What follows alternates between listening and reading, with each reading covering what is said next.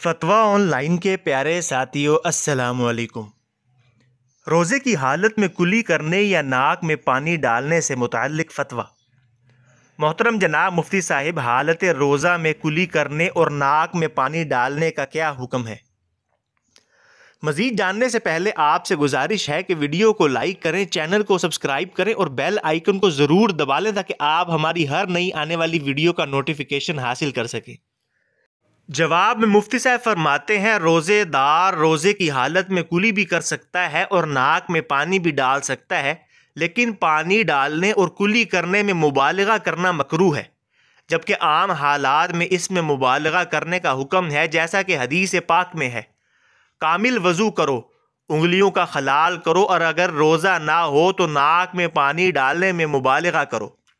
کلی میں مبالغہ کرنے کا مطلب یہ ہے کہ منہ بھر کر پانی لے کر بار بار غرغرہ کرے،